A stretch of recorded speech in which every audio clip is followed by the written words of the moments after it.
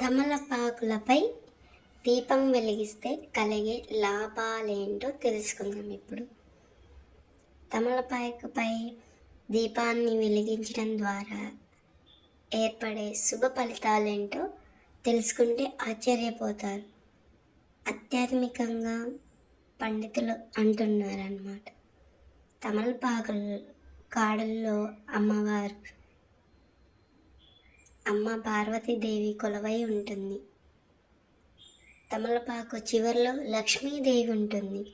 మధ్యలో చదువు తల్లి సరస్వతీదేవి నివాసం ఉంటుందని విశ్వాసం. అలాంటి తమలపాకుపై దీపం వెలిగించడం చేస్తే అనుకున్న కార్యాలు దిగ్విజయంగా పూర్తి అవుతాయి. తాజా తమలపాకులు 6 తీసుకోవాలి. ముఖ్యంగా తమలపాకుకు చివర్లు విరిగిపోకుండా తాజాగా ఉండేలా చూసుకోవాలి.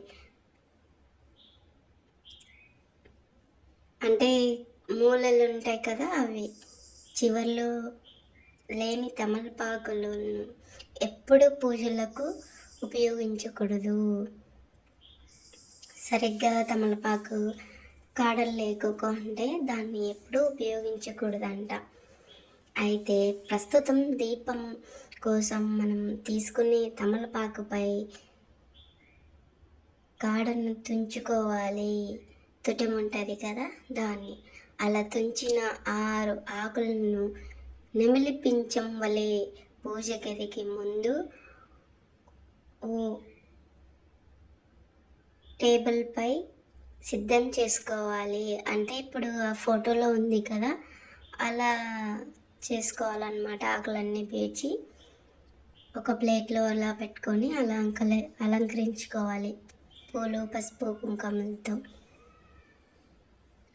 దానిపై మట్టి ప్రమిదను ఉంచి దంపేనం 6 తమలపాకు కాడలను మట్టి ప్రమిదలో నూనె వేసి నువ్వుల నూనెతో దీపం వెలిగించాలి. అంటే అక్కడ ఫోటో ఉంది కదా, ఆ ఫోటోలో ఉన్నట్టుగా ప్రమిద మాల ఆకులన్నీ పేచేసి పూలన్నీ అలంకరించేసి మళ్ళీ మట్టి ప్రమిద మొక్క పసుపు కుంకుమ పెట్టేసి ఆయిల్ పోసి నూనె పెట్టి అది తమలపాకుల మీద పెట్టేసేయాలన్నమాట. అలా నువ్వుల నూనెలో ఉన్న తమలపాకులు కాడల నుంచి మంచి వాసన వస్తుంది. ఆ వాసన పీల్చడం ద్వారా ఆరోగ్యానికి మేలు చేకూరుస్తుంది. ఎలాంటి పాజిటివ్ ఎనర్జీ లభిస్తుంది అన్నమాట. పాజిటివ్గా అంతా లభిస్తుంది. సుఖశాంతులతో చేకూరుస్తారు.